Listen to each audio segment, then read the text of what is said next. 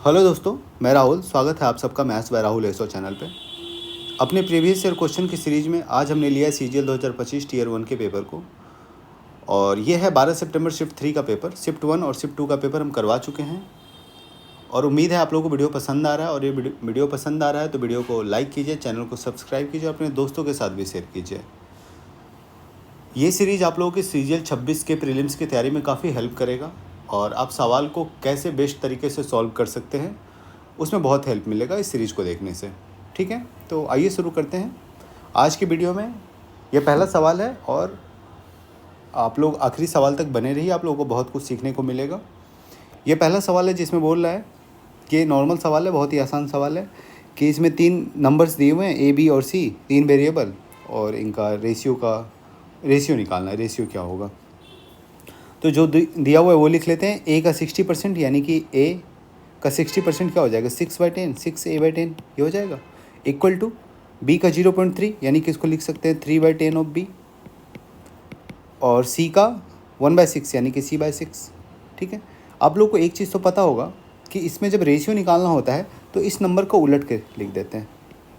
ठीक है, तो इसको उलट के लिखेंगे तो A, B और C का रेशियो कितना हो जाएगा, ये हो जाएगा 10/6 इस टू 10/3 और इस टू 6 हो जाएगा। तो अब निकाल लीजिए सवाल के हिसाब से। इसको हम गुना करेंगे किससे, 6 से गुना कर देते हैं। जब 6 से गुना करेंगे तो ये हो जाएगा 10, ये हो जाएगा 20 और ये हो जाएगा 36। कितना आ गया, 5:10:18, ऑप्शन नंबर A। ठीक है, आते हैं अगले सवाल पे। ये अगला सवाल है, इसमें बोल रहा है कि एक कार जो है 1 मिनट में 0.875 किलोमीटर चलती है, तो 1 घंटे 45 मिनट में कितने चलेगी। तो 1 घंटे 45 मिनट में कितना मिनट हो जाएगा, 105 मिनट हो जाएगा। तो 1 मिनट में इतना चलती है तो 105 मिनट में कितना चलेगी, गुना कर लेंगे। 105 गुना 0.875। ठीक है, क्लियर। अब देखिए, इसको जब 1000 से डिवाइड करेंगे तो ये आ जाएगा 105 गुना 875/1000, यानी कि जो भी नंबर ये ऊपर से आएगा उसको 1000 डिवाइड करेगा, यानी कि दशमलव के बाद 3 नंबर होंगे, और चारों ऑप्शन में दशमलव के बाद 3 नंबर है। अब क्या देखेंगे हम कि ये 5 इस 5 से जब गुना होगा तो इकाई अंक, यानी कि यूनिट डिजिट नहीं, हाँ, इकाई अंक कितना हो जाएगा, 5 हो जाएगा। तो 5 किस में है, ऑप्शन नंबर A में। आप इसको गुना करके देख सकते हैं, लेकिन वो टाइम वेस्ट है। आते हैं अगले सवाल पे। अगला सवाल है, यह है 1/√7 नहीं है, 1/7 + √2 प्लस 1/7 - √2 और -14/49 - 2, जैसा वैसा ही लिख लेते हैं। ठीक है, इन दोनों को जब सॉल्व करेंगे तो क्या आ जाएगा, A + B और A - B, यानी कि A² - B², तो 7 का स्क्वायर माइनस √2 का होल स्क्वायर। ऊपर हो जाएगा 7 - √2 प्लस 7 + √2, और ये तो ऐसे ही छोड़ देते हैं, -14/49 - 2। अब देखिए ये क्या आएगा, ये आएगा 49 - 2, और ऊपर आ जाएगा 7 7 14, और -2 + 2 तो कट जाएगा, यानी कि 14/। अब देखिए यहाँ भी यही आ गया और माइनस में भी यही है ना, तो कैंसिल आउट हो जाएगा, क्या आ जाएगा, 0। ठीक है, ये अगला सवाल है। इसमें बोल रहा है कि एक हाउस होल्ड में जो एक्सपेंडिचर दिया हुआ है उसका बाइफर्केशन दिया हुआ है, रेशियो दिया हुआ है, यानी कि एक घर में फूड में, क्लोथिंग में और इंटरटेनमेंट में जो खर्च होता है उसका रेशियो दिया हुआ है 2:4:4। ठीक है, अब आगे बोल रहा है कि ऐसा हुआ कि फूड का जो खर्च है वो 10% से कम हो गया। ठीक है, क्लोथिंग का खर्च 5% से बढ़ गया, और एंटरटेनमेंट का भी खर्च 15% से कम हो गया। तो फाइनल कितना चेंज आया, इंक्रीज़ हुआ या डिक्रीज़ हुआ, तो देख लेते हैं। तो ये 10, 15 और 5 निकालने के लिए हम सवाल को यहीं पे 20, 40 और 40 कर लेंगे, ताकि इसका 10%, 15%, 5% आसानी से निकल जाए। तो पहले बोला है कि फूड का 10% क्या हो गया, फॉल हो गया, यानी कि 20 का 10% कितना हो जाएगा, ये फूड है। तो 20 का 10% नया जो रेशियो आएगा वो 18 हो जाएगा 10% कम होने के बाद, ठीक है। उसके बाद क्या बोला इसने कि जो क्लोथिंग है उसमें 5% इंक्रीमेंट हुआ, तो 40 का 5% कितना हो जाएगा, ये भी 2 हो जाएगा। 40 का 10% 4, 5% 2, तो 2 बढ़ जाएगा तो ये कितना हो जाएगा 42। बोला फूड में 15%, सॉरी फूड ने इंटरटेनमेंट में 15% कमी आ गई, तो 40 का 15% कितना 6, क्योंकि 15 चौके 60 आप सीधा देख सकते हैं, तो ये हो जाएगा 6, 6 से कम हो गया तो कितना हो गया 34, ठीक है। आपका यहाँ पे वैल्यू कितना था 20 + 20 + 20 कितना 100, सॉरी, और कितने का डिक्रीज़ हुआ, तो इसको छोड़ देते हैं, हम यहीं से डिक्रीज़ निकाल लेते हैं, -6 + 2 और +2, +2 और -2, तो ये तो 0 हो जाएगा। कितना घटा, 6 घट गया, कितने पे 100 पे, कितना परसेंट, यानी कि 6% क्या हुआ डिक्रीज़, ऑप्शन नंबर सी। अगला सवाल देखते हैं। अगला सवाल है ए और बी जो है इन्होंने एक बिजनेस में इन्वेस्ट किया, किस रेशियो में, इसमें से 4 जीरो हटा देते हैं, 12:16 के रेशियो में इन्होंने इन्वेस्ट किया, ठीक है। 12 और 16 को 4 से डिवाइड करके लिख देते हैं, 3:4 में इन्होंने इन्वेस्ट किया, ठीक है। तो इसी रेशियो में इनका प्रॉफिट भी बटेगा। अब अगला लाइन बोल रहा है कि बी को जो प्रॉफिट हुआ, अच्छा नहीं, इसमें एक चेंज है, इसमें ये भी बोल रहा है कि ए 10 महीने तक और बी 7 महीने तक रहा, तो इसको इसके टाइम से गुना कर लेंगे, 10 महीने तक, ये 7 महीने तक, ठीक है। अब जो इफेक्टिव रेशियो आएगा वो कितना आएगा, 10 महीने तक रहा था तो इसका इफेक्टिव प्रॉफिट हो जाएगा 30 और इसका 28, ठीक है। इस रेशियो में बटेगा प्रॉफिट, ठीक है। अब दिया है कि बी को जो प्रॉफिट हुआ उसका हिस्सा 16,800 है, टोटल प्रॉफिट में बी का प्रॉफिट का हिस्सा 16,800 है, कितना गुना है 16,800, 28 का कितना गुना है, देखिए जब इसको 14 से गुना कीजिएगा तो 168 हो जाएगा, सॉरी 14 से नहीं 6 से गुना कीजिएगा तो, ठीक है। 28 को जब 5 से गुना कीजिएगा तो 140 होगा, और फिर एक और चाहिए यानी कि 6 से गुना कीजिएगा तो 168, ये 2 जीरो साइड रख देते हैं हम लोग। तो उसी तरह 30 को जब 6 से गुना कीजिएगा तो कितना आ जाएगा 180, और इस पर भी 2 जीरो डाल देते हैं, 18,000, कुछ गलत हो गया, 7 चौके 28, 130। पूछ क्या रहा आप लोगों से, कुल लाभ, अच्छा कुल लाभ पूछ रहा है ना, तो ये ए का हिस्सा और ये बी का हिस्सा, इन दोनों को जोड़ दीजिए, 18 और 16, 34,800, ऑप्शन नंबर ए, ठीक है। अगले सवाल पे आते हैं। ये अगला सवाल है, इसमें बोल रहा है कि 2 इंडिविजुअल हैं ए और बी, और इन्होंने एक फील्ड रेंट पे लिया, ठीक है। और ए जो है उस फील्ड में अपने 21 घोड़े को 6 महीने के लिए उस पर रखता है, 21 घोड़े को 6 महीने के लिए, और 15 गाय को 2 महीने के लिए रखता है, ठीक है। और आगे क्या बोला, पहले ए कितना रखता है, ए रखता है 21 घोड़े, एच लिख देते हैं, हॉर्स को कितने दिनों के लिए, 6 महीने के लिए, और प्लस 15 काऊ को 2 महीने के लिए, ठीक है। ए ने इतना रखा, और बी बोला है कि 15 काऊ को 6 महीने के लिए, यानी कि 15 काऊ को 6 महीने के लिए, और 40 सिप, अच्छा यहाँ सिप है, और 40 सिप को 7.5 महीने के लिए इसने रखा। और इसमें आगे ये भी बोला हुआ है कि 3 घोड़े same amount of food consume करते हैं 5 काऊ के, यानी कि 3 हॉर्स इक्वल टू 5 काऊ, ठीक है। हमें जो रेशियो निकालना है इसमें रेंट का पोर्शन कितना ए देगा कितना बी देगा, उस फील्ड को इन्होंने रेंट पे लिया है, और रेंट पे लेने के बाद ये अपने कुछ उस पर जो भी उनके डोमेस्टिक एनिमल है उनको उस फील्ड पे छोड़ रहे हैं ताकि वो वहाँ पे खा सकें, और बी भी अपने कुछ डोमेस्टिक एनिमल को फील्ड पे छोड़ रहा है ताकि वो खा सकें। तो अब जो भी रेंट आएगा वो कैसे डिसाइड होगा कि ए के डोमेस्टिक एनिमल ने, ए ने जिसको छोड़ा था और बी ने जिनको छोड़ा था, उन दोनों ने कितना खाया, तो जिस रेशियो में खाया उस रेशियो में इनका रेंट भी बढ़ जाएगा।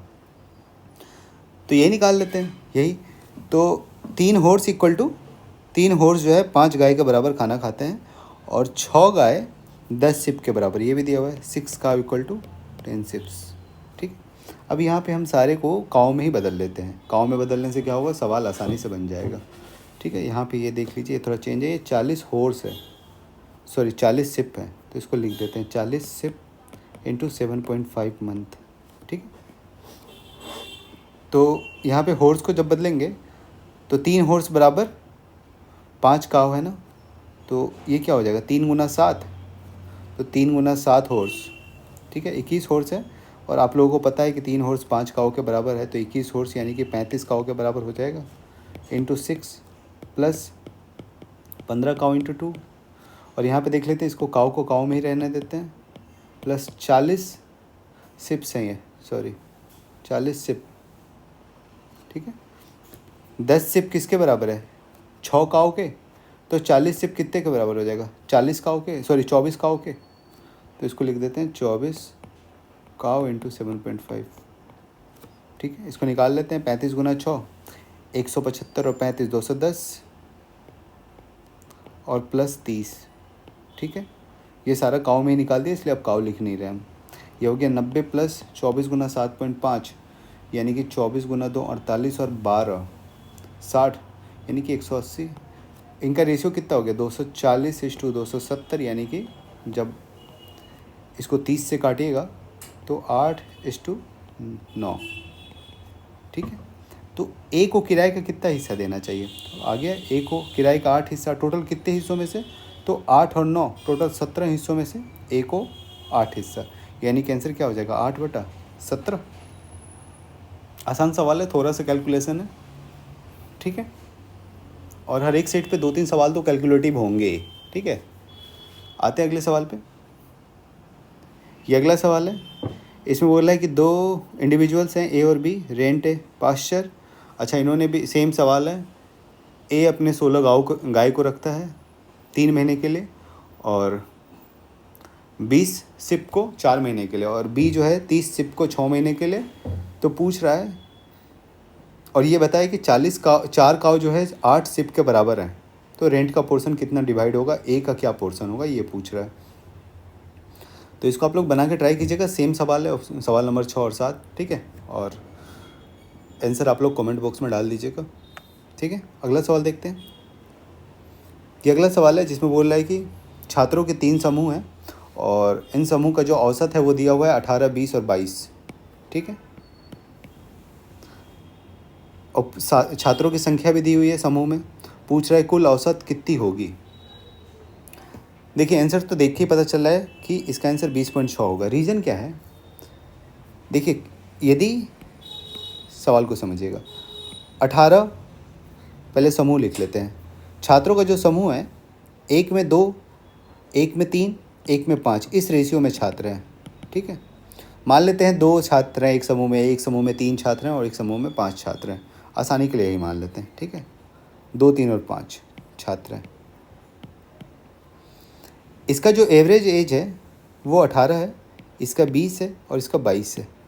ठीक है, अब थोड़ी देर के लिए सोचिए कि इसमें कम बंदे हैं ना इसके अपेक्षा, और एवरेज यदि इन तीनों का हम 20 मान लेते हैं तो इसको तो टच करने की ज़रूरत नहीं है क्योंकि इसका एवरेज ऑलरेडी 20 है। इसके पास 2 एक्स्ट्रा है, हर एक बच्चे के पास 2 एक्स्ट्रा है, तो 5 बच्चे के पास कितना एक्स्ट्रा हो जाएगा, 10 हो जाएगा। और इनके पास 2 कम है, तो 2 बच्चों को कितना चाहिए, 4 चाहिए ना। इसके पास 10 एक्स्ट्रा है, इसको 4 चाहिए, ये 4 इसको दे भी देगा तो भी टोटल में 6 एक्स्ट्रा बचेगा क्योंकि इसको तो ज़रूरत है नहीं, इसके पास ऑलरेडी 20 एवरेज बन जा रहा है। इसके पास एक बंदे के पास 20 एवरेज पूरा करने से 2 ज़्यादा है, तो 5 लोगों के पास 10 ज़्यादा है, और इसको 2 चाहिए 20 पूरा करने के लिए, तो 2 लोगों को कितना चाहिए, 4। एक बंदे को 2 चाहिए, तो अब इसको 4 चाहिए, इसके पास 10 एक्स्ट्रा है, यानी कि 6 एक्स्ट्रा फिर भी निकलेगा। तो 6 जब भी एक्स्ट्रा इन लोगों में बटेगा तो 20 से तो ज़्यादा ही होगा ना एवरेज, ऑप्शन नंबर 2। ठीक है, जब आप ये टेक्निक समझ जाइएगा तो आपको इतना कैलकुलेट करना ही नहीं पड़ेगा। आप यहाँ से सीधा देखिएगा कि 20 यहाँ पे एवरेज है और 22 जिसका एवरेज है उसकी संख्या ज़्यादा है, यानी कि ये 22 इसको दे भी देगा तो भी इसका ओवरऑल 20 से ज़्यादा ही रहेगा, यानी कि इफ़ेक्टिव जो होगा वो 20 से ज़्यादा होगा। ठीक है, अब आइए इसको बना के भी देख लेते हैं। हालांकि ज़रूरत नहीं है, लेकिन आप लोगों के लिए बना देते हैं इसमें, यदि आप कंफ्यूज हो गए हो तो। मान लेते हैं पहले समूह में 2 छात्र हैं, दूसरे में 3 और तीसरे में 5 छात्र हैं। इनका एवरेज 18 है, इसका एवरेज 20 है, इसका एवरेज 22 है। तो सम निकल जाएगा यहाँ से 36 प्लस ये 20 दिया 60 और ये 22 पंचे 110 और total number of student 5 plus 3 plus 2 10। इसको डिवाइड कर लेते हैं, ये आ गया 206 डिवाइडेड बाय 10 कितना आ गया 20.6। ठीक है, ऑप्शन नंबर बी। ये अगला सवाल है, इसमें बोल रहा है कि 11 नंबर का औसत 68 है। देखिए एवरेज को इसी तरीके से जब आप बनाइएगा तो बहुत आसान बनेगा। ठीक है, जब आप इस टेक्निक को सीख जाइएगा तो आपको पेन उठाने की भी ज़रूरत नहीं पड़ेगी। ठीक है, अब इस सवाल को देखते हैं। ये भी एवरेज का सवाल है, इसको भी हम वैसे ही बनाएंगे। ठीक है, नॉर्मल तरीक़ा से तो आप इस सवाल को बना ही लीजिएगा। अब इसमें बोल रहा है कि 11 संख्याओं का औसत 68 दिया हुआ है। मान लेते हैं 11 संख्याएँ हैं, इनका औसत 68 दिया हुआ है। मानना नहीं है, दिया है। पहले 5 संख्याओं का औसत 63 है, पहले 5 संख्याओं का औसत 63 है और अंतिम 5 संख्याओं का औसत 72 है। ठीक है, छठी संख्या ज्ञात करें, यानी कि बीच वाली संख्या ज्ञात करें।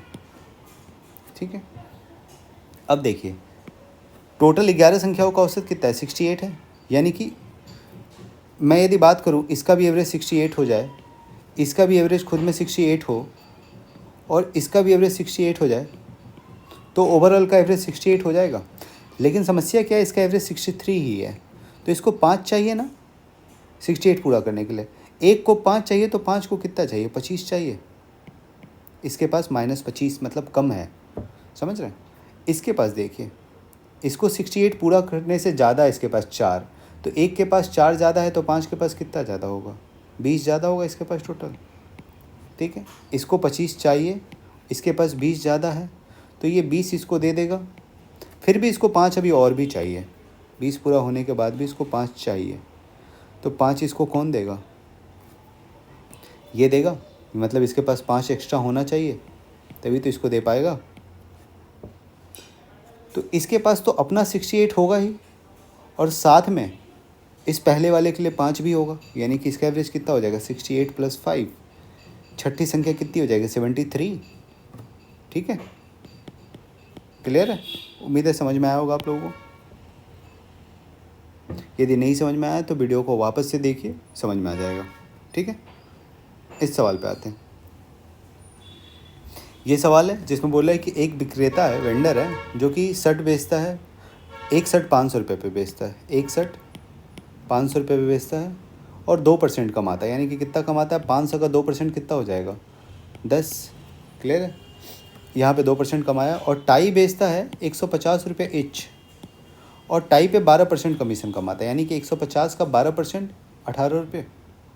देखिए ये 150 का 12%, 500 का 2%, ये तो आप लोगों को भरभरी निकालना पड़ेगा। इसके लिए आप छोटा छोटा चीज़ों के लिए यदि आप छोटी छोटी चीज़ों के लिए गुना कीजिएगा फिर तो मुश्किल है। ठीक है, और यदि आपको उसकी भी ज़रूरत है तो वो अगले वीडियो में हम बताएंगे। यहाँ पे हम चूँकि सीजीएल टारगेट कर रहे हैं तो हम ये मान के चल रहे हैं कि आप लोगों को ये आता है कि 500 का 2% 10 होगा, 150 का 12% 18 होगा, ये आप भरभरी कैलकुलेट कर सकते हैं। ठीक है, तो एक शर्ट पे कितना कमा रहा है 10 रुपया, एक टाई पे कितना कमा रहा है 18 रुपया। बोल रहा है कि यदि 3 शर्ट बेचता है तो कितना कमा लेगा 30, और 4 टाई बेचता है तो कितना कमा लेगा, तो 3 शर्ट पे 30 कमाएगा, एक शर्ट पे 10 तो 3 शर्ट पे 30 और 4 टाई पे 18 चौके 72, यानी कि टोटल कितना कमाएगा 3 शर्ट और 4 टाई पे 102 रुपया। ऑप्शन।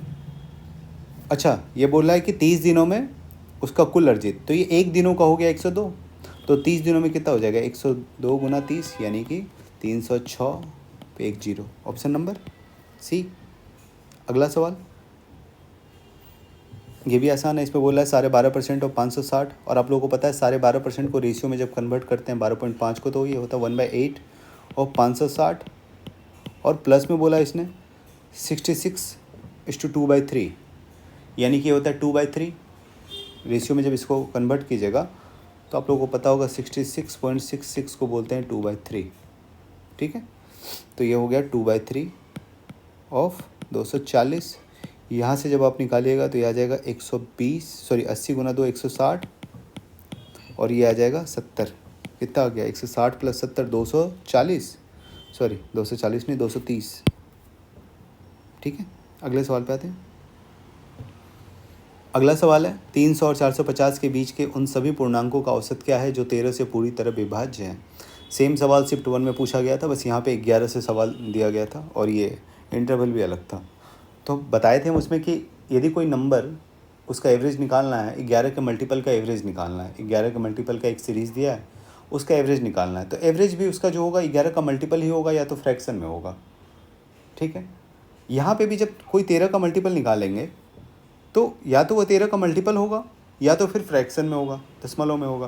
क्योंकि मान लेते हैं इस सीरीज़ में पहला संख्या 13a है और जो आखिरी संख्या 13b है, और किसी भी सीरीज का एवरेज, किसी भी एपी अरिथमेटिक प्रोग्रेशन का जो एवरेज निकलता है वो होता है first term plus last term divided by 2। यानी कि इन दोनों टर्म को, पहले टर्म को मान लेते हैं 13a है और आखिरी टर्म इस सीरीज़ का 13b है। समझ रहे हैं? इस इंटरवल में पहला जो नंबर 13 से डिवाइड हो रहा होगा वो 13a होगा और जो आखिरी नंबर डिवाइड हो रहा था वो 13b है, मान लेते हैं। तो इसका एवरेज कहाँ से निकलेगा? First term plus last term divided by 2, यही ना एवरेज होता है। ठीक है, तो 13a plus 13b divided by 2 हो जाएगा।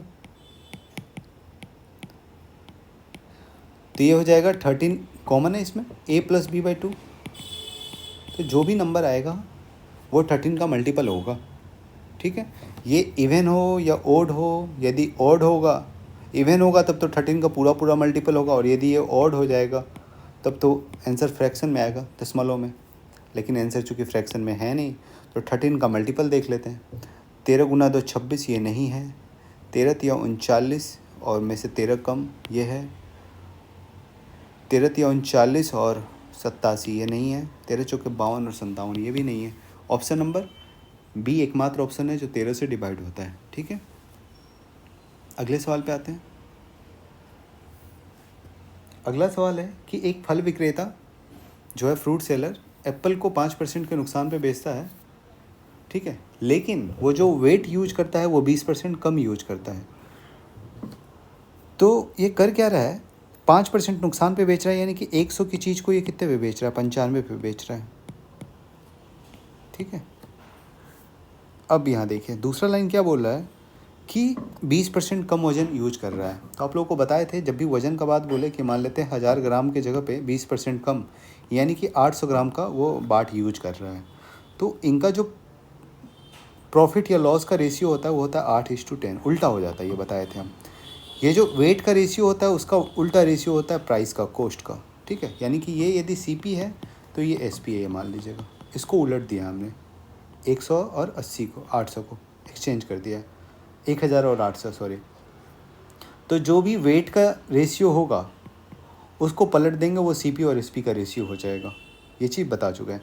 यानी कि 8 की चीज़ को कितने पे बेच रहा है? 10 पे बेच रहा है। 8 की चीज़ को यहाँ पे एक जगह इसने लॉस लिया और गलत बाट का यूज़ करके इसने प्रॉफिट ले लिया, मतलब 8 की चीज़ को 10 पे बेच दिया। क्लियर है? तो यहाँ से आप प्रॉफिट निकाल लेंगे, प्रॉफिट या लॉस जो भी है, इसको गुना कर देंगे। ये एक टर्म है, यहाँ से इसने लॉस लिया 5% का और यहाँ से इसने 25% का प्रॉफिट ले लिया। ये मत देखिए 20% बाट का यूज किया, जिससे प्रॉफिट उसको कितने का हो गया? 25% का। देखिए 8 से कितना बढ़ा?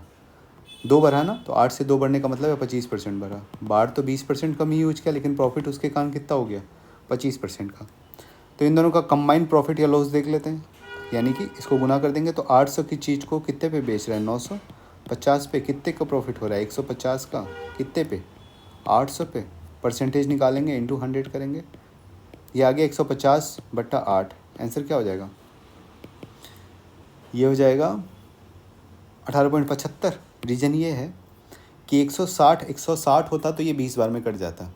ठीक है, लेकिन 160 से ये 10 कम है और 10 डिवाइडेड बाई 8 होता है 1.25। यदि आप लोगों को नहीं समझ में आ रहा है तो सीधा गुना करके देखिए। 8 से जब इसको डिवाइड कीजिएगा तो एक बार में बचेगा 7 और 8 64 और ये हो गया 6, 8 56 और 5। ठीक है, 18.75। ठीक है, अगला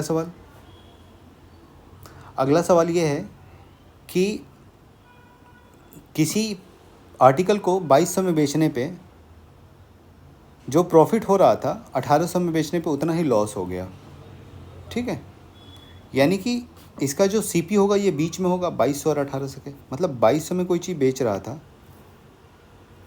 ठीक है, तो जो प्रॉफिट हो रहा था उतना ही लॉस हो गया 1800 पे बेचने पे। क्लियर है? यानी कि इसका जो सीपी रहा होगा बीचों बीच रहा होगा 2000 सीपी आ गया इसका, तभी तो 200 का इधर प्रॉफिट हो गया और इधर 200 का लॉस हो गया। क्लियर है?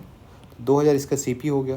बोला है 2050 में बेचने पे उस सामान को कितने का प्रॉफिट या लॉस होगा, तो 2000 की चीज़ को 2050 में बेचेगा तो प्रॉफिट ही होगा। कितने का? 50 का। परसेंटेज में निकालना है तो 50 डिवाइडेड बाय 2000 इंटू 100, यानी कि ये आ गया 2.5% का प्रॉफिट। ऑप्शन नंबर सी। ये अगला सवाल है, इसमें बोल रहा है कि 45 पर किलोग्राम वाली चीनी को 32 पर किलोग्राम वाली चीनी के 25 किलो क्वांटिटी के साथ मिलाया जाता है। अब इसमें 45 रुपया किलो वाली चीनी का क्वांटिटी नहीं दिया हुआ है, ठीक है, उसको 32 रुपया पर किलो वाली चीनी के साथ मिलाता है जिसकी क्वांटिटी 25 किलो दी हुई है, और जो भी चीनी मिलता है मिक्स करने के बाद उसको ये बेचता है किस रेट पे?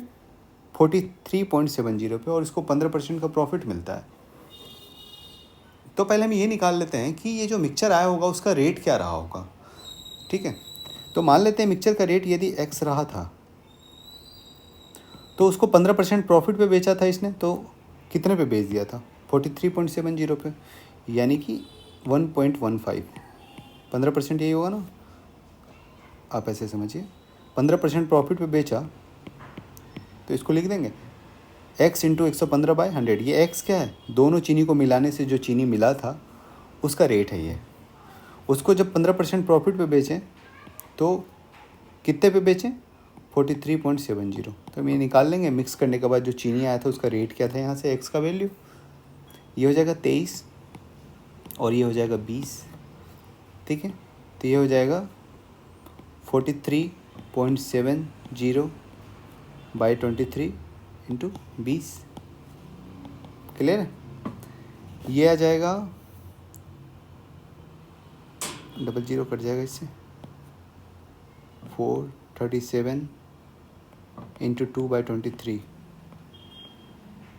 देखिए 19 बार में कट रहा है। 23 से आप सीधा सीधा ऐसे देख सकते हैं कि 23 का 10 गुना 230 है, यानी कि 20 गुना 460 होगा। लेकिन 460 से ये कम है ना, 437, 23 कम है ना। 23 का 10 गुना 230 तो 20 गुना 460, और 460 से एक कम है ना, मतलब 23 कम है ना ये। तो 460 रहता तो 20 बार में कटता, लेकिन 23 कम है तो 19 बार में कटा। तो x की वैल्यू कितनी आ गई? 38।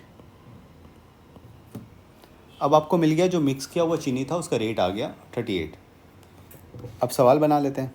अब इसको कैसे लाया गया था? तो 45 रुपये किलो वाली चीनी और 32 रुपये वाली चीनी को मिलाया गया था, तो 38 रुपये वाली चीनी मिली।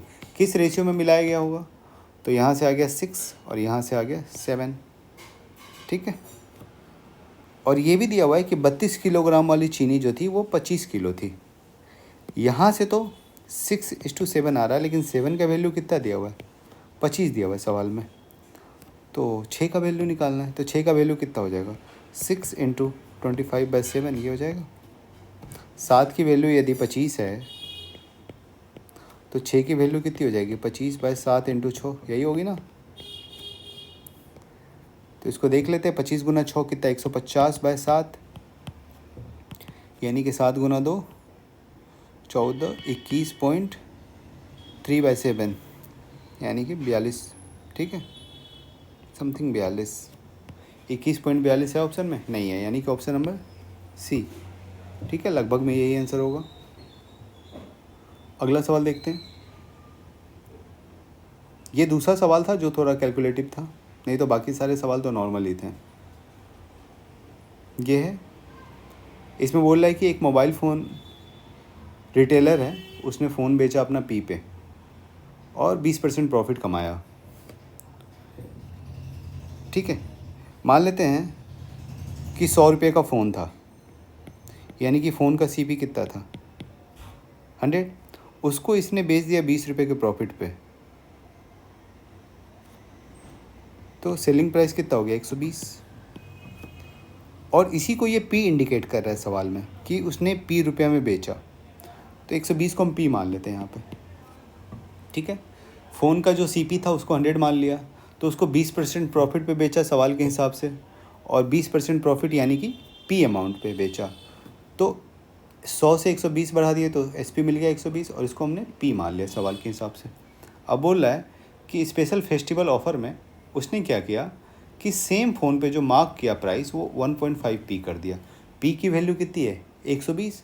अब उसने मार्क प्राइस क्या कर दिया फेस्टिवल सीजन में, इसका 1.5 टाइम्स, यानी कि 1.5 पी इक्वल टू कितना हो जाएगा 120 का 1.5 180 मार्क प्राइस आ गया। अब उसने क्या किया कि इस पे फेस्टिवल बोल के 10% का डिस्काउंट भी दे दिया, तो जब इस पे 10% का डिस्काउंट देंगे तो क्या था 180 था, 180 पे जब 10% का डिस्काउंट देंगे तो कितना आ जाएगा 18 का डिस्काउंट मिलेगा, यानी कि 162 हो जाएगा दाम। 162 रुपये पे बेच दिया, तो पूछ रहा टोटल प्रॉफिट कितना मिला अब उसको त्योहारी ऑफर में फेस्टिवल सीजन में, तो 100 की सामान को उसने 162 में बेच दिया, तो कितने का प्रॉफिट मिला 62% का। ऑप्शन नंबर सी, ठीक है। कितना परसेंट लाभ होगा 62%, ठीक है। ये अगला सवाल है, इसमें बोल रहा है एक दुकानदार है और उसने अपने गुड्स को 60% कॉस्ट प्राइस से ज़्यादा मार्क कर रखा है, यानी कि मान लेते हैं किसी गुड्स का सीपी है 100, तो मार्क्ड प्राइस है 160, 60% ज़्यादा, ठीक है। और बोल रहा है कि मार्क्ड प्राइस पे 25% की छूट देता है, यानी कि एसपी कितना हो जाएगा 160 का 25% 40, यानी कि 40 की छूट देने के बाद बेचा कितने पे 120 पे, ठीक है। नहीं 100 बेचा नहीं, उसके बाद भी उसने एक और छूट दिया कितने का 150 रुपये का, चूँकि अभी हम ये रेशियो में मान रहे हैं, ठीक है। और ये 150 वैल्यू है, तो कभी भी जब वैल्यू में रेशियो में वैल्यू दे दिया है तो आप रेशियो से सीधा मत कर उसको माइनस कर दीजिएगा, क्योंकि ये रेशियो है, ठीक है। हम मान के चल रहे हैं, ऐसा है एक्चुअल में क्या है हमें पता नहीं है, तो इसमें 150 हम सीधा माइनस नहीं कर सकते, तो हमने मान लिया कि इसमें 150 हमने माइनस कर दिया। सवाल में बोला कि 100 सीपी था, 160 मार्क प्राइस कर दिया, और सेलिंग प्राइस 160 मार्क प्राइस पे 25% का छूट देके यानी कि 120 में बेच दिया, और बेचा नहीं उस पर भी 150 का और छूट दिया, फिर भी उसको लागत प्राइस पे 14% प्रॉफिट हो गया, यानी कि 100 का 14% फिर भी वो कमा लिया इस 150 की छूट देने के बावजूद भी। तो इस 100 का जब 14% कमाएगा यानी कि कितना कमाएगा 114 कमाएगा, 114 में बेच रहा है। सेलिंग प्राइस हमने निकाली कितनी थी 120, लेकिन उसको प्रॉफिट कितना हो रहा है सिर्फ 14%, यानी कि बेच कितने पे रहा है 114। तो ये जो 6 का डिफरेंस आया 6 यूनिट, वही 150 के बराबर होगा ना, क्लियर है। तो 6 यूनिट बराबर कितना हो गया 150।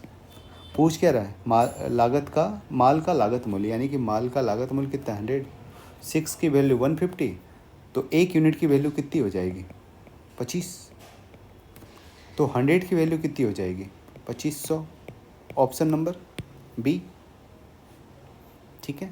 ये अगला सवाल है, इसमें बोल रहा है कि एक दुकानदार है, उसने 25% ज़्यादा मार्क कर रखा है अपने किसी सामान पे, तो मान लेते हैं उसका सीपी जो था वो 100 था, और इसने मार्क कितना कर रखा है 25% ज़्यादा, यानी कि मार्क प्राइस कितनी हो जाएगी 125, ठीक है। सेल के दौरान उसने 10% की छूट दे दी, इस पे जब 10% का छूट दीजिएगा मार्क प्राइस पे, तो 125 का 10% होता है 12.5, तो सेलिंग प्राइस से इसकी कितनी हो जाएगी 112.5। तो पूछ रहा है उसने कितना प्रॉफिट कमाया, देखिए 100 का सीपी था, 112.5 एसपी है, सेलिंग प्राइस तो कितने का प्रॉफिट हो गया 12.5, और 100 पे है 12.5, तो 12.5 ये परसेंटेज भी हो गया। Option number b. ये अगला सवाल है,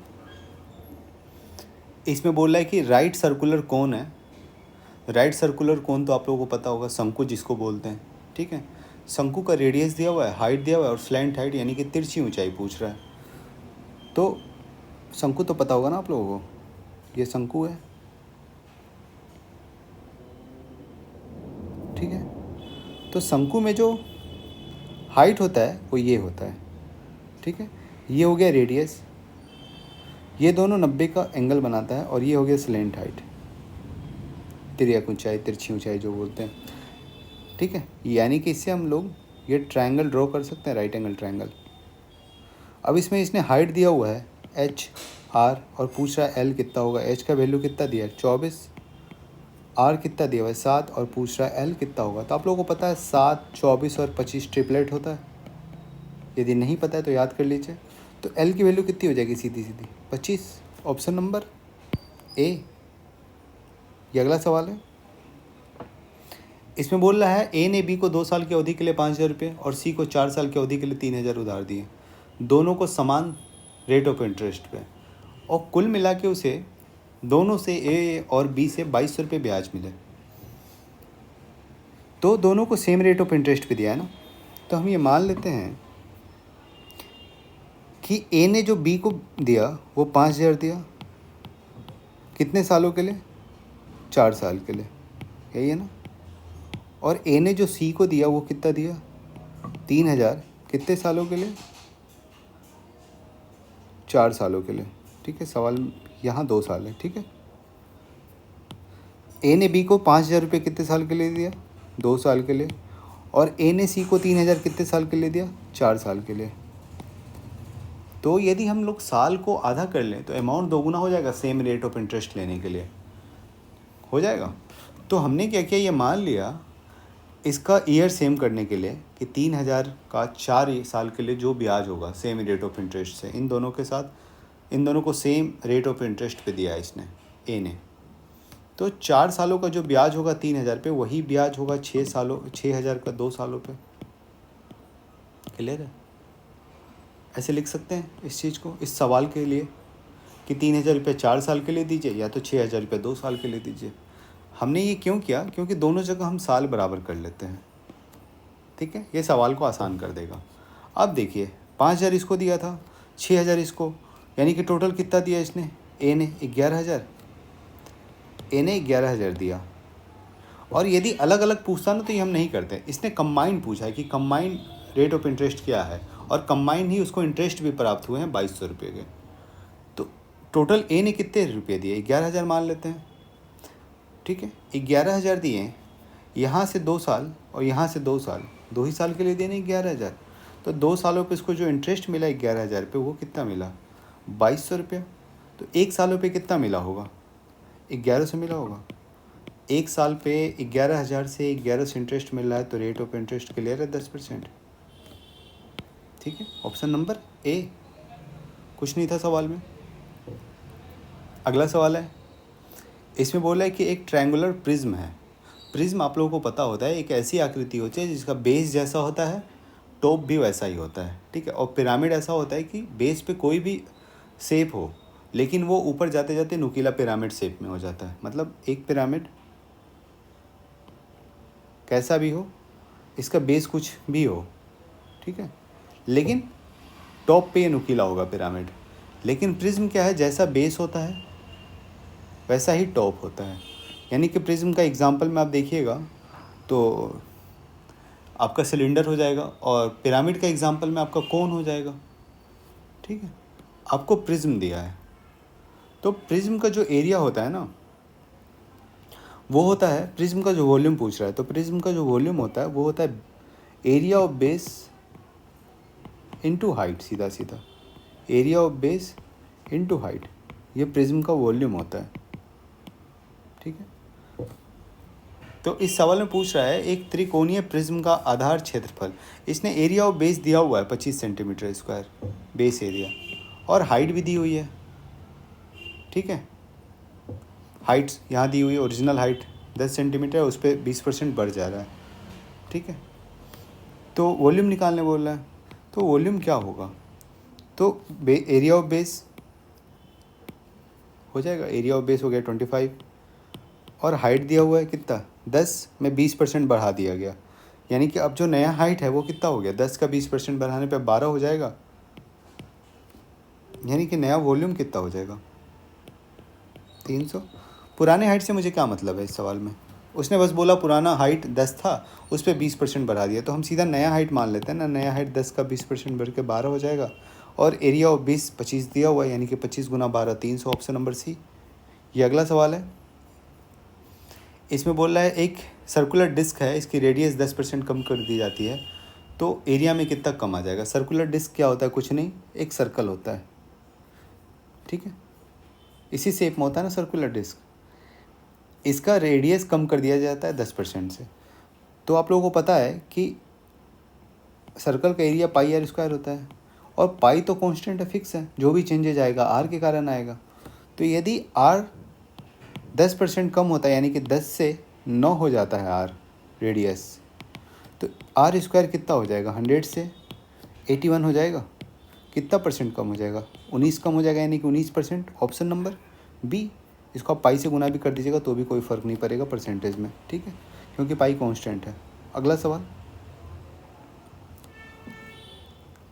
बोला है कि एक बिल्डर के पास 100 मीटर फेंसिंग तार है, ठीक है, और इस तार को ना वो सर्कुलर गार्डन पे भी यूज कर सकता है और स्क्वायर गार्डन पे भी यूज कर सकता है। मतलब उसके पास जो तार है 100 मीटर, उससे या तो सर्कुलर गार्डन का फेंसिंग करे, मतलब उसके गार्डन के चारों तरफ लगा दे, या तो स्क्वायर गार्डन है उसके चारों तरफ लगा दे, कहीं भी लगा सकता है। तो आप लोगों को पता है जो सर्कुलर गार्डन होता है उसका पेरीमीटर क्या होता है, सरकमफेरेंस 2 पाई आर, और इसका 4a, यदि साइड a मान लेते हैं तो, ठीक है। तो ये दोनों तो बराबर ही है ना, मान लेते हैं 100 मीटर से इसको भी फेंसिंग कर दिया, ये भी 100 के बराबर हो गया, ठीक है, और इसको भी फेंसिंग कर दिया तो ये भी 100 के बराबर हो गया। क्लियर है, 100 मीटर वायर से ही दोनों को फेंसिंग कर दिया, तो दोनों की इसका पेरीमीटर स्क्वायर का और सर्कल का सरकमफेरेंस दोनों तो 100 ही हो जाएगा ना। तो यहाँ से ये दोनों बराबर हो जाएंगे, यानी कि 2 पाई आर बराबर हो जाएगा किसके, 4a के। यहाँ से r और a का रेशियो निकल जाएगा, कितना आ जाएगा, 4/2 पाई, यानी कि 2/पाई। अब इसने पूछा है सवाल में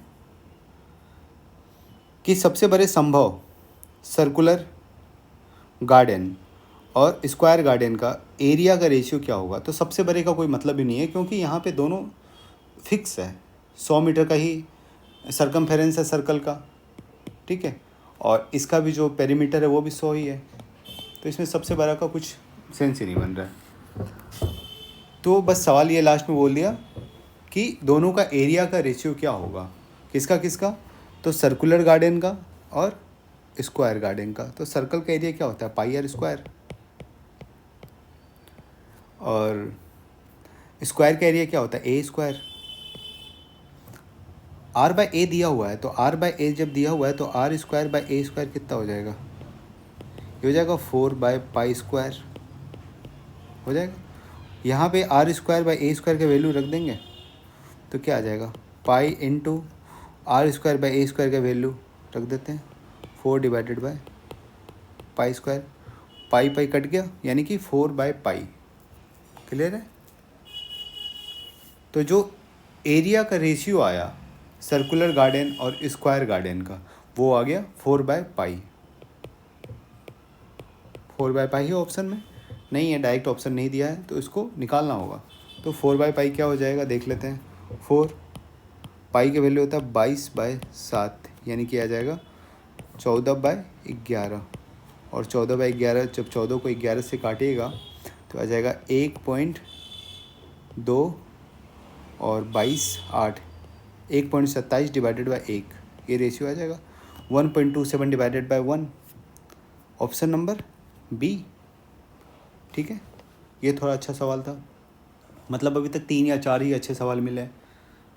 अब आते हैं इस पे। ये बोला है कि एक वर्टिकल सिलेंडर है जो तेल से भरा हुआ है, ठीक है, मान लेते ये सिलेंडर है,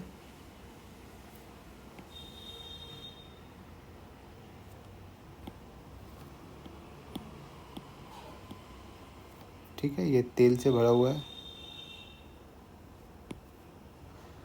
तो मान लेते इस हाइट तक ये तेल से भरा हुआ है, ठीक है, ऑलरेडी पहले से। इसमें बोला कि इसके अंदर एक 7 सेंटीमीटर रेडियस का हेमीस्फेरिकल स्टोन डाल दिया गया। तो 7 सेंटीमीटर रेडियस का हेमीस्फेरिकल स्टोन जो होगा उसका वॉल्यूम क्या होगा, हेमीस्फीयर का वॉल्यूम आप लोगों को पता है क्या होता है, अर्धगोला का वॉल्यूम होता है 2/3 पाई आर क्यू, और आर की वैल्यू 7 दी हुई है तो ये हो जाएगा 2/3 पाई 7 का क्यू। इतना वॉल्यूम का एक अर्धगोला यानी कि हेमीस्फीयर इसके अंदर डाल दिया गया इस तेल में, तेल के कंटेनर में, सिलिंड्रिकल कंटेनर में। उसको डालने से हुआ क्या कि तेल की हाइट बढ़ गई। तो ये जो हाइट बढ़ी ये इसी गोले के कारण बढ़ी, इस अर्धगोले के कारण, सेम हेमीस्फीयर के कारण। तो पूछ रहा है कि जितना हाइट बढ़ा उसका लेंथ दिया हुआ है, हाइट का स्तर लेवल दिया हुआ है, कितना हाइट बढ़ा 3 सेंटीमीटर, मतलब यहाँ से यहाँ तक की हाइट दे दी है 3 सेंटीमीटर। ठीक है, पूछ रहा है इसका रेडियस क्या होगा, किसका, बेलन का, आर क्या होगा सिलेंडर का। तो यानी कि ये जो वॉल्यूम बढ़ा, इस एरिया का जो वॉल्यूम बढ़ा वो इसी के कारण बढ़ा ना, हेमीस्फीयर के वॉल्यूम के कारण। तो दोनों को इक्वल कर लेते हैं। तो इस एरिया का वॉल्यूम क्या हो जाएगा, इसका वॉल्यूम हो जाएगा, ये सिलेंडर ही है ना, 3 सेंटीमीटर हाइट के साथ सिलेंडर है ये। तो सिलेंडर का वॉल्यूम क्या होता है, ये होता है पाई आर स्क्वायर एच, और आर हमें निकालना है सिलेंडर का, एच दिया हुआ है 3 सेंटीमीटर यानी कि बढ़ी हुई हाइट। तो पाई आर स्क्वायर को आर छोड़ देते हैं, इसको निकालना है हमें। ठीक है, इसको चेंज कर लेते हैं, ये मान लेते हैं R1 है और ये R2 था थोड़ी देर के लिए, ये R1 है, R1, ताकि आप लोग कंफ्यूज ना हो। H का वैल्यू दिया हुआ है 3, ये इक्वल है किसके, तो इस वॉल्यूम के, जो हेमीस्फेरिकल का वॉल्यूम था। ये हो जाएगा 2/3 पाई 7 का क्यूब। अब इसमें पाई पाई काट दीजिए, ये आ जाएगा पाई इंटू 7 का क्यूब डिवाइडेड बाय 3 का स्क्वायर इंटू 2, ये आ गया। सॉरी पाई नहीं, पाई तो कट गया था, ये आर स्क्वायर का वैल्यू है। ठीक है, R1 का होल स्क्वायर ही आ जाएगा। आपको निकालना तो R1 ही है ना, यहाँ से R1 कितना आ जाएगा, R1 आ जाएगा √14 इंटू 7 का स्क्वायर डिवाइडेड बाई 3 का स्क्वायर। एक 7 को 2 से गुना कर दिया हमने, तो 7 और 3 तो बाहर निकल जाएगा रूट से, ये हो जाएगा 7/3 और अंदर हो जाएगा 14। ठीक है, और 14 समथिंग अराउंड 3.7 के होगा, क्योंकि देखिए 3 का स्क्वायर कितना होता है 9, और 4 का स्क्वायर कितना होता है 16, तो इसी के बीच में होगा। लेकिन ये 14 है तो 16 के ज़्यादा पास है ना, 14 यानी कि 4 के ज़्यादा पास होगा। 3.7 या 3.8 मान के आप आंसर निकाल सकते हैं। तो 3.7 मान लिया मैंने, तो ये आ गया 7/3 इंटू 3.7। ठीक है, यहाँ से आ जाएगा 12×36 1.23 समथिंग, तो ये आ गया 12×7 = 84 यानी कि 86 पॉइंट समथिंग, 8.6 समथिंग आएगा। ठीक है, एग्जैक्ट निकालने की ज़रूरत नहीं है, ऑप्शन नंबर सी। ठीक है, 8.6 से थोड़ा सा ज़्यादा आ रहा है तो ऑप्शन नंबर सी ही होगा। ठीक है, उम्मीद है समझ में आया होगा आप लोगों को। ठीक, ये अगला सवाल है और आखिरी सवाल है। इसमें बोल रहा है कि एक वृत्त, एक सर्कल है और उसका एक सेक्टर 120 डिग्री एंगल बनाता है और उस सर्कल का रेडियस दिया हुआ है 7 सेंटीमीटर। ठीक है, और उसी सर्कल का एक और सेक्टर है जो कि 2π रेडियन एंगल बनाता है। तो पहले सेक्टर और दूसरे सेक्टर का वॉल्यूम क्या, सॉरी एरिया का रेशियो क्या होगा। अच्छा देखिए, पहला सेक्टर, एक सर्कल के अंदर 2 सेक्टर है, मान लेते हैं यह पहला सेक्टर और ये दूसरा सेक्टर, और एक सेक्टर का एंगल 120 दिया हुआ है और दूसरे सेक्टर का एंगल 2π/3 दिया हुआ है। और आप लोगों को पता है 2π/3 होता क्या है, ये भी तो 120 ही होगा ना, पाई की जगह जब 180 रखिएगा तो ये भी 120 आ जाएगा, यानी कि दोनों सेक्टर का एंगल सेम है। तो दोनों सेक्टर का वॉल्यूम एरिया भी सेम होगा, यानी कि 1:1 हो जाएगा, ऑप्शन नंबर सी। ठीक है, आज के सेट में मुश्किल से 3 या 4 सवाल ही थोड़े कैलकुलेटिव थे, बाकी तो नॉर्मल ही थे। और ठीक है, फिर मिलते हैं अगले सेट पे, तब तक के लिए बाय। और यदि आप लोगों को वीडियो पसंद आ रहा है तो वीडियो को लाइक कीजिए, ठीक है।